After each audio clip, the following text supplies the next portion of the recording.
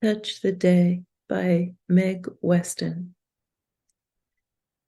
Tempted by the textures of the day to run my toes across the granite scars, raised lines of ancient magma written on the rocks above the pond.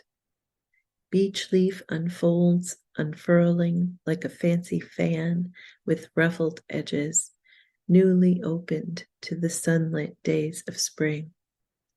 The creek unwinds, meandering in stillness, pools of branches reflected in the muddy water, a wooden bridge to cross. A meadow newly planted, white pennycress and sunlit yellow wintercress poke up through hardened soil. We speak of loss and reclamation, destruction, preservation, education, even divination, the textures of this day.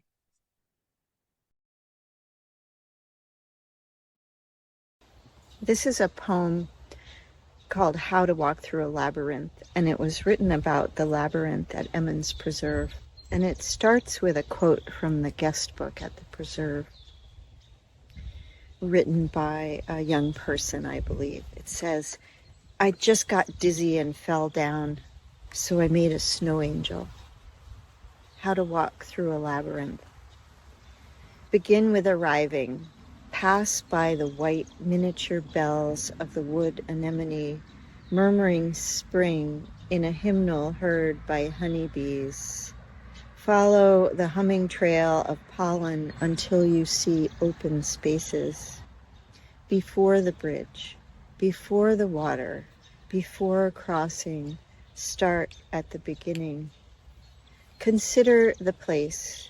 Granite pillars wrapped in rooted embrace of a slender oak. A sense like fog before sunrise, a presence. Trees speaking a language buried in the ground, be gentle. You can start, perhaps, by asking a question, or with nothing. If nothing is a basket made from the ash tree and not yet full, do not imagine emptiness. Take one step and then another. Look down at each stone found, carried, and placed in remembrance, in grief, in joy, in loneliness, in hope, for healing. Keep walking. The moment you want to step out is another beginning. Stay. You may tell yourself, "I do not have the time." Abandon purpose. The ground beneath your feet is never the same and not the path you took to get here. And then return. You are always beginning.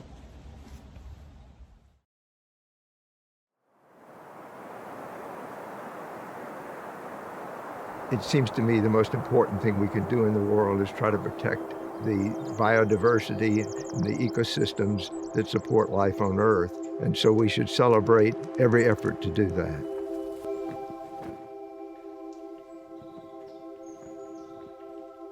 By getting partners, you bring people into the process. It's a project that everybody is a participant in. It's a community project. There's so many wonderful projects over the years that we should celebrate together, including Point Whitehorn, Teddy Bear Cove, Squires Lake, Galbraith, Alluvial Farms, Skookum Creek, the list goes on. We're actually trying to change the hydrology and long-term ecosystem function of the South Fork watershed. And we're doing that with our partners, including the Lummi Tribe, the Nooksack Tribe, Whatcom County, DNR, Department of Fish and Wildlife, and others in the area. This is really a collective effort of a lot of groups that are trying to recover salmon populations. Stewardship to me is how we care for the land. People trust the work that we do because we have had almost 40 years of experience in 40 years showing people that we do care for the land. We don't walk away. We're here forever and we take care of the lands that we protect. Protecting a landscape is just the first step, and stewardship is forever.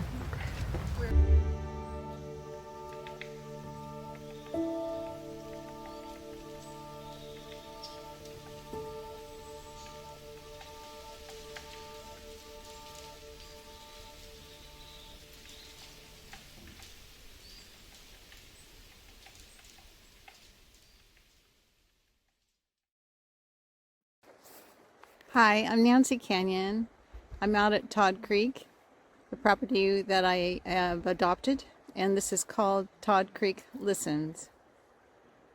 Sometimes as I stroll the beach, a poem comes out of the ethers, lines I repeat to myself, knocking rocks, muttering water, wing beats.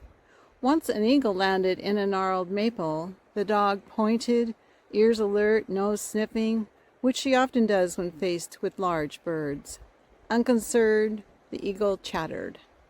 As for her mate, he glided above the nooksack, readying talons to dive and grab a wriggling fish, the rushing South Fork unaware of the hunt. I wish others could experience my way of being, listening to bird song, examining a leaf close up, weight of rock, a breeze soft against my cheek, and no matter that it seems silly or a waste of time, this meandering like a river, I am doing my job, even though to some I might seem lazy, even though I'm just a poet, even though my only reward is a sigh at the end of the day. In Andy Goldsworthy's films, sticks, leaves, water, pollen, other natural elements become art. Rock cairns steady at low tide, then dispersed by flood tide. Ever nature's way, change after change, the eagle diving for fish, the water rushing, stream meanders, swallows soar, everything changes as seasons pass. While everyone else sits at a desk or drives in heavy traffic, I walk the dog along the river. Oh, such a rocky beach, water so clear, a golden dog, an eagle watching, both with taut muscles, nothing aggressive, then a sudden lift-off and wing beats. Surprised, the dog starts to bark. Oh, such wild country, tall, waving grass, cherry trees abloom, a flowing creek with swallows soaring around and through Todd Creek's giant log jam. For shade, the alder and vine maple.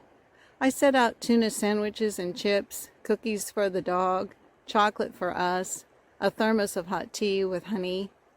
R refills the tiny cup, hands it to me. I sip, smile, hand it back. He finishes it off, wipes his mouth with the back of his hand.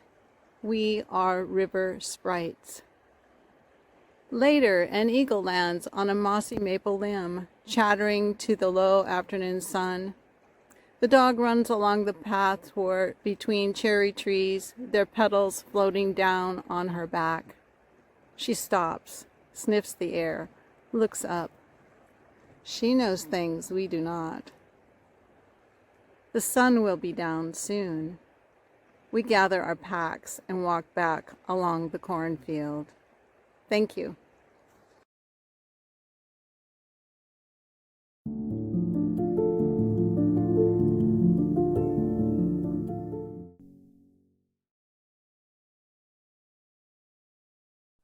Musquash Esker Trail Triptych by Ian Ramsey.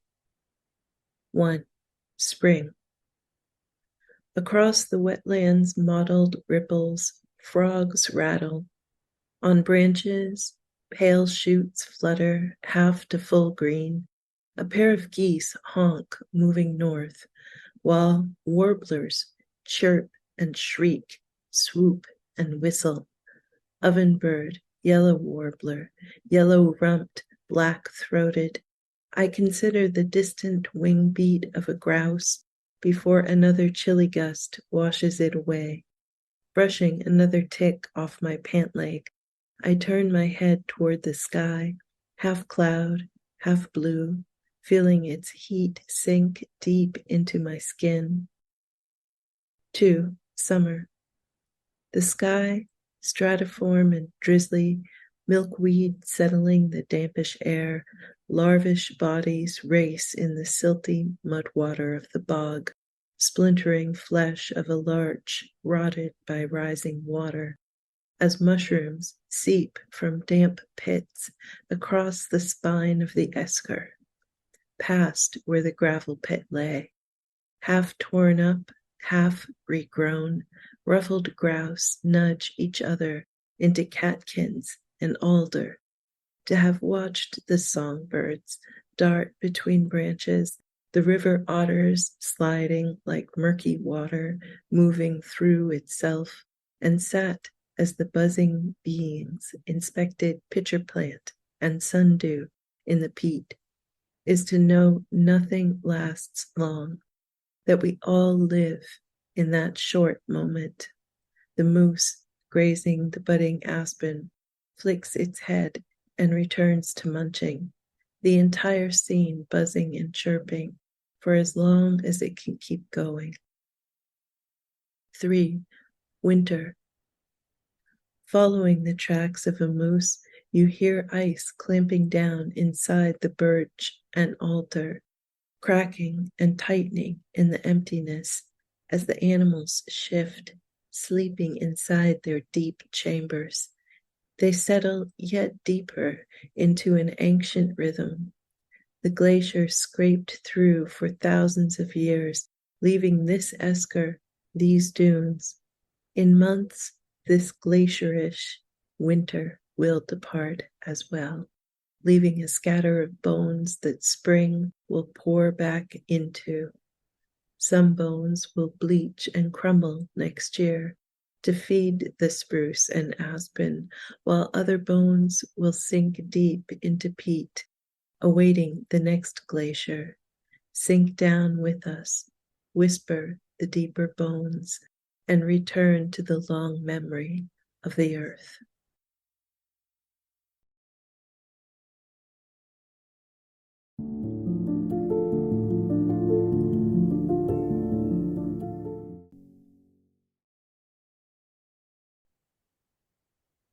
Beneath the Heron's Wings by Ariel Francisco. Beneath the long leaf pines, towering like ancient giants guarding this land, horseflies the size of cicadas, cicadas the size of songbirds, butterflies as big as my palm. The air is alive with winged things, the land breathing through their fluttering. A red-winged blackbird comets low over the field, its crimson epaulets a fiery streak above the horses glancing up at it. As though wishing on a shooting star, one walks over to greet me.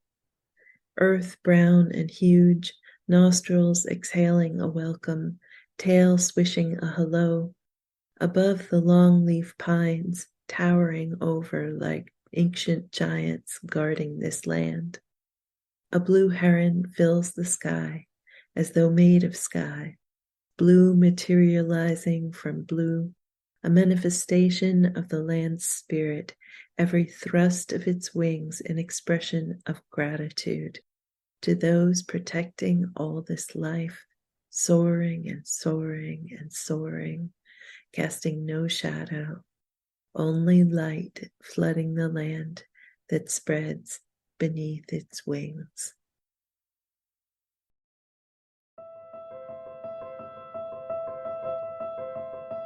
To me, the Harris Center is a crown jewel of Hancock. We use it for hiking. There's trails, there's programs on the environment. My children have learned about vernal pools.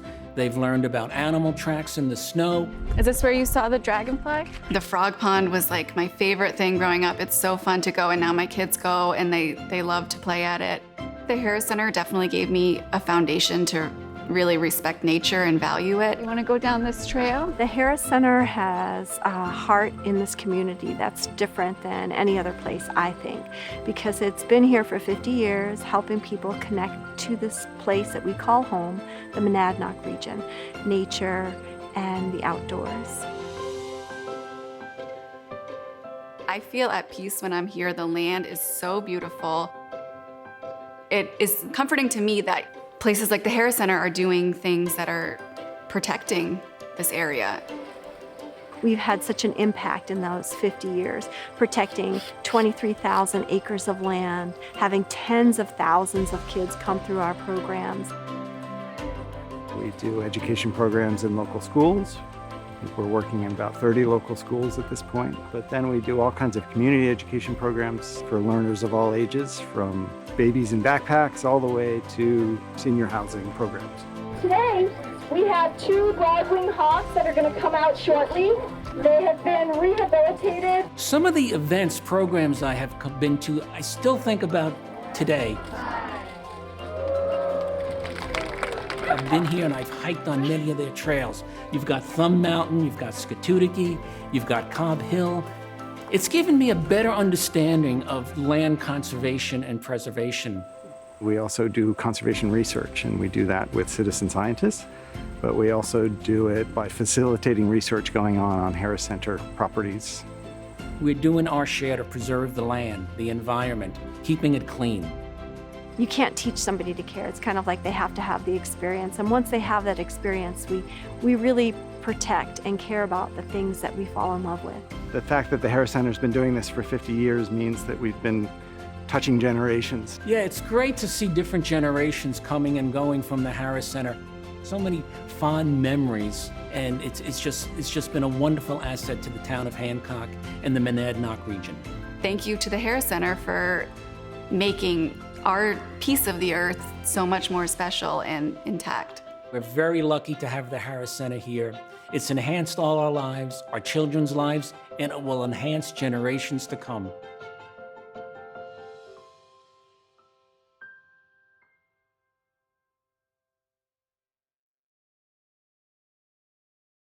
Hi, this is Alice Fogel, and this poem is called Living in It.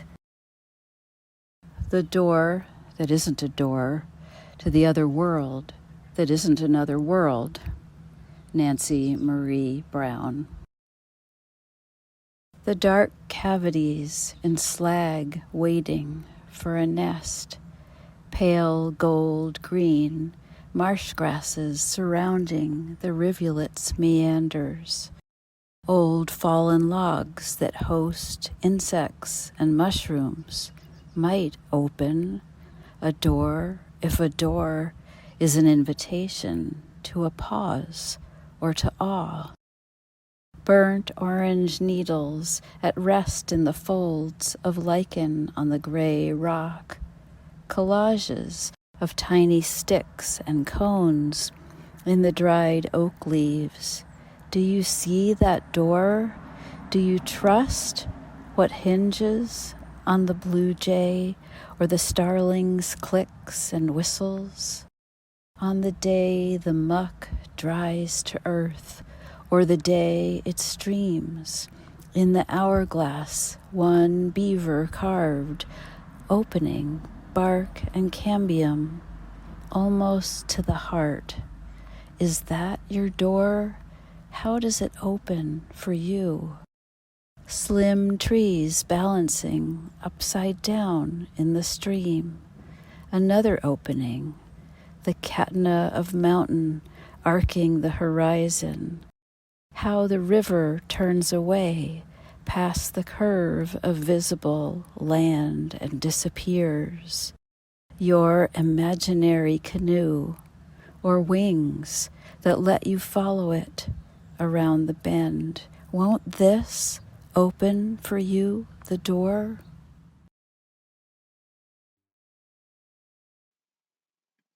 Collective nouns. An eye shine of stars, the gossip and shush of bygone leaves, a scrum of jackets and knit caps, faces half recognized, half guessed at by full moonlight. A cobble of shades, shapes, slopes, irregular footings through dry ferns, and nameless bristly silhouettes hanging, barely, together. A woods. Whatever the night has in mind is hidden by the brow of the hill. On top, we're told, are hung mist nets to sift the wind for wings. What are we, the collective thing that waits in a dark knot between boulders and beaches, wide awake in the lee of the height? Not humans. Earlier, pre-sapiens. A line of lamps, like disembodied third-eye chakras, bobs and blinks behind trunks at a firefly's pace, approaching us. Down from this Sinai comes a bag that squirms as if it held the wings of Aeolus, or Medusa's head, or our own held breaths brought back to us. It holds instead 2 gold rings round black centers, a pair of saw-wet owl eyes that blind and silence us like eclipsed suns a world away.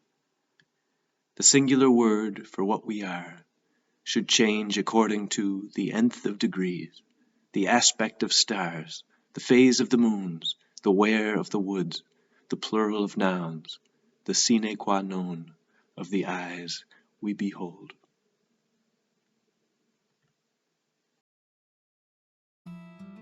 Hi, I'm David Morgan. I'm with the Nature Conservancy.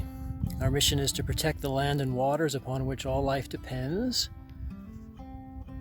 I'm sitting here at Port Susan Bay, which is our estuary preserve here near Stanwood, Washington. And I'm just going to pan around and show you. Today we're here in Moses Coulee in north central Washington.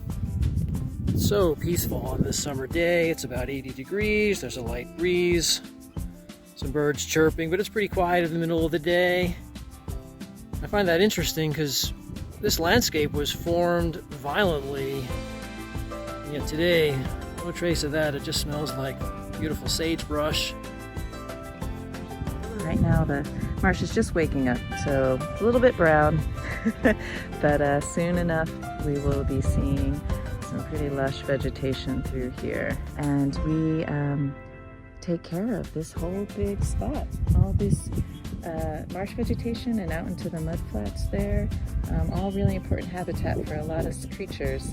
Another really interesting feature about this landscape is the human history. We're learning more from our tribal partners about how they've used the land for thousands and thousands of years and still do, and we're partnering with them to help us be better caretakers of the land. This is a really great spot in the winter also to come see bald eagles and other raptors. A lot going on here. It'll get busier and busier for fish and for all the other bugs and critters that they eat. So happy spring. Please stay healthy, stay well, and we'll see you out here soon.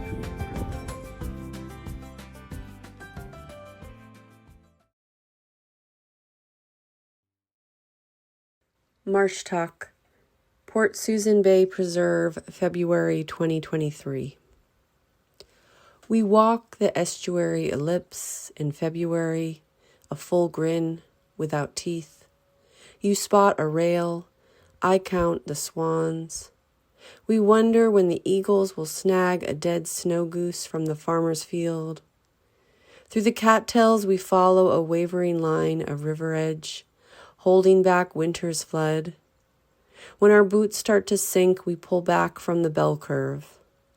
At the car, we meet a birder, a retired ranger, unfurling rain pants, bundling up for the wind. She confirms that yes, marsh hawk is another name for harrier. We were both right about that white rump raptor that darted past us, caught the sway of fluffing cattails before landing on an old, washed-up snarl, resurrected by the sea. Hello, I'm Chingy Chen. I'm going to read a poem from Moses Coulee. To the shrub step. I've been in dry country before, this ocean dweller, felt the animal ghosts and plant family peeking from surface. I'm looking now toward rocky horizon, amidst sea of white, and wild pops of flower amongst the squat and hardy. Peering closely at open sky, a wall of stone, weeping water, and drained valley. So listen to lichen. I wade through ridge of grass to where thin trickle becomes waterfall sprinkling. Your face turned up to meet a delighted friend, a new wind.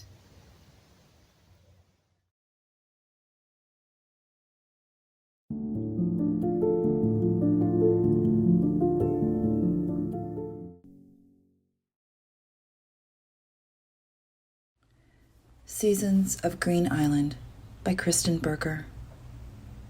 Flood season, in which two rivers rival to swallow island, whole and green. Grasses loosen and eddies remember back roads. Enter the season of returning. Island always wanted to be a gravel bar. River always needed to be a mouth. Both hold to their own dreaming currents like stories parents tell their children at night. See past where the gate corrals the road. Island breaching, river diving, like otter, a dark seam of hunger, weave of play. Otter season. When a river slows to rest, it nudges otter to slide up a willing bank, find a wide, flat rock, look back at the flume and channel, tumble of its own making. River runs its course around old working earth, a farm, a memory of horses and fruit planted on a peninsula of repose. Otter shivers to slide back into the frenzy, the point of her obsidian gaze settling below river skin, spring chinook shivering back, both ellipses of hungry light. Bluebird season. All winter, bright bird houses perch painted and poised above flattened grasses, flags of whimsy between whips of oaks stretching their closed palms to the sky. Gauguin, Van Gogh, Picasso, Cézanne, O'Keeffe, Chagall. Do bluebirds recognize this en plein air museum as the poshest tiny homes in the valley? Everyone should be welcomed with such strokes of awe and care. Stand at a distance. The impression will blue and blur your air. Gravel bar season. The soul of the island lives below the river. Gravel plains of glacial till shift and spread, polish themselves when no one is looking. Where you spread your summer blanket over pebble coals has succumbed to river swarm, a cut bank of speed and need. Each castaway pumice nib and basalt chip, washed in hypereic freshet and flow, will find their place in the order of things, like salmon that swing through ribbons of chartreuse silt towards the scent of home. Island season. Green Island never ends. It dreams on and dreams in reverse, edges polished by rain and snowmelt, by the featherwork of the sun. Remembers ferry shuttling a farmer to higher, fertile ground, the ramp now swamped by a back channel. Merganser shunts, kingfisher patrols. Island dreams back farther to when the Kalayapuya knew it best. What you think you'll remember pivots on a tree swallow's glinting wing, the past hovering just below the future. Islands and rivers live above us, within. They will never forget their maps. Rechanneled, restored, confluencing, they tell old stories to oak saplings to tap and hold, reach and change, adapt, but always be the green dream.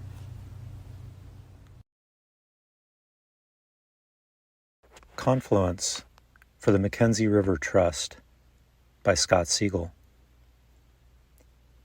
I was prepared for the bitterness of creosote when I plucked the one with mustard wings, black rings and red spots around the eye.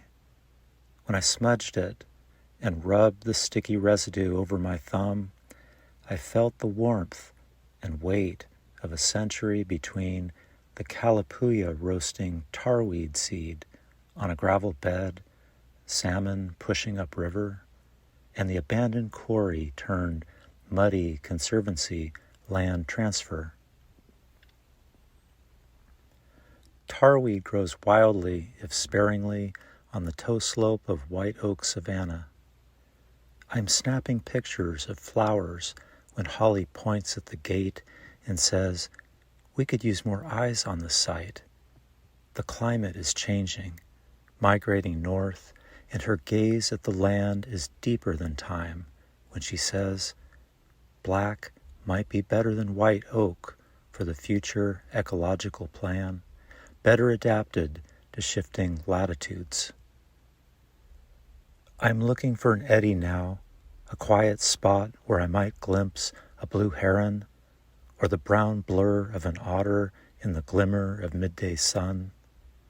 But the river is a straight shot. A BPA easement bisects riparian swath under the hum of power transmission lines. Public access is prohibited, but the Trust is working on that. They have a vision, educational programming, sitting in nature while being Black, brown, or Indigenous. Stewardship as inclusive access, experiential learning. Here, where the Middle Fork and Coast Fork meet, is the confluence of trust and reconciliation, reconnecting to natural systems, repair and adaptation. This is where the healing begins. Trust in the unstraightening of rivers.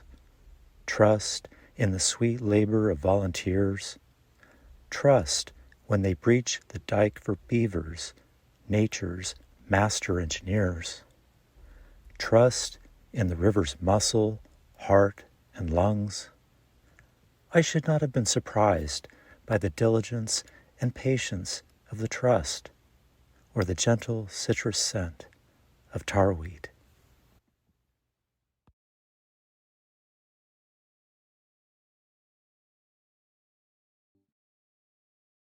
Hi, this is Brittany Corrigan, and I'm going to read my poem for Finn Rock Reach on the Mackenzie River in Oregon. Riparian Chorus for Finn Rock Reach. 1. Mackenzie River. The ghost of my body now rides the land. Round stones scattered in dry grass, stream bed scar where trees remember how human hands dammed and avulsed my meanderings. My far reach channeled to a rapid stem, spring-fed. Once I was flanked by fire, little I could do as the tall ones burned. Ash in my bed, charred trunks of maple, alder, cottonwood ridged in flame. But their blackened leavings rise within this floodplain, and the fallen make me a new home, an invitation wide and complex. A place my waters can take back. New hands slow the course, tend and improve. No, a living river needs space to move. 2. Western pond turtle. A living river needs space to move. No mind for us who bask and float in sunlit ponds. Slow waters are quiet mooring. Go lightly here, our nests dug in the ground. Sit on the banks among the bare grass. We'll ring the surface with our quick hiding, unshell our blotchy faces if you wait.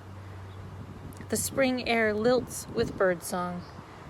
So few of us dwell here now. Our nests exposed for possum, fox, raccoon to find and thieve.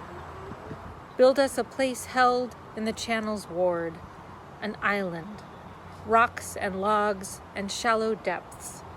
Give us a space dense with riverine green, out of the reach of all who'd harm our eggs, laid each to each. 3. Spring Chinook salmon. Of all who'd harm our eggs, laid each to each, none more cruel than the river's speed and lack. But here the water's cold and slow. The creek is graveled, cobbled, wood-strewn. We're called back to clean home waters, safe to dig our reds. Pot and tail spill pocket our eggs, a nest in riffled flow. The stones of riverbeds protect our young, become our place of rest. Born of gravels, we come back here to spawn, despite the land on fire, despite the drought. The river's pulse is our pulse, dusk to dawn. We feed the river's creatures, call them out from sky and forest, tree and bank and den. Let's slow the water down, begin again. 4. Thin rock. Let's slow the water down, begin again. How long have I waited here for a flood like the ones from long ago? A time when wetlands spread out from where I've always stood, monolith of volcanic heart. The edge of where road meets reach, sentinel, I've seen the river change.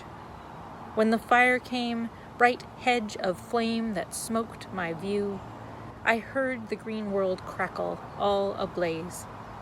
But still, the fish came home, and still the river tumbled blue, and still the land forgave, and so nourished what found its way. I see this place anew, shifted and dug and shaped by human hands. The river's body written on the land.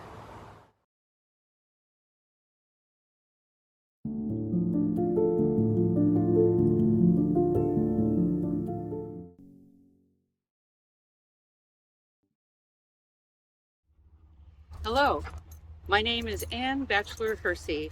I am honored to be a Writing the Land poet for the Capitol Land Trust at Bayshore Preserve. This is my poem, Spring into Summer. In spring, this oak prairie is bathed in green, sprinkled with pink and blue petals. Wildflowers offer up perfect names like short spur sea blush, lupin, and pickleweed. Bayshore Preserve promises and surprises. Looking down at wildflowers, ospreys fly overhead. Walking to touch salt water, your hand brushes fescue. Beyond the mudflats, 2 seals float towards you on the incoming tide off Oakland Bay. 2 ospreys continue to circle above. June's tall green grasses are now golden, bending their seed-heavy heads into blonde bundles, covering the prairie in overlapping waves. August's clicking insects replace May's cheery chorus of nesting birds. Today's sun-drenched afternoon hums a song, golden and blue. Thank you.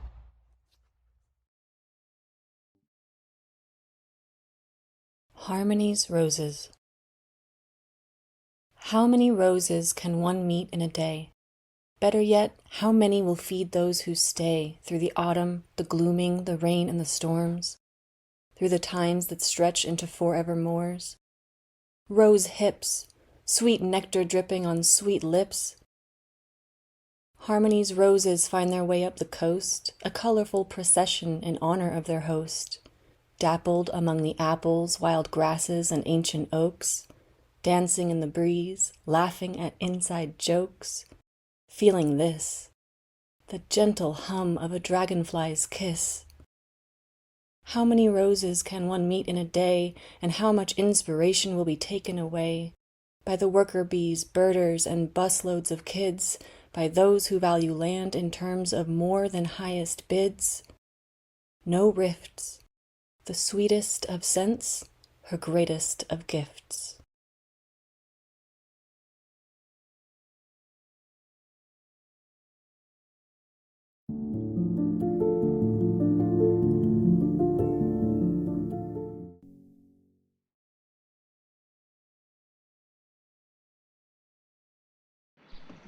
Hi, my name is Sean Prentice, and I'm a poet for Woodbury Mountain Wilderness Preserve, which is right behind me. I'm going to read a poem called World Grow Wild. These maples, beech, ash, white pines, hemlock, and birches inhale carbon dioxide through photosynthesis from Vermont's humid air, fix it into their sugars, release oxygen, converting carbon into their living being, their burgeoning biomass, till they die, rot, fall to the craggy slopes of Woodbury Mountain Wilderness Preserve. There is no better carbon capture technology than these trees slowly sinking roots into the soil, gently stretching toward our sky, leaves budding out in greedy grabs for all the carbon we must rid ourselves of. All we need to do is step aside and let this world grow wild.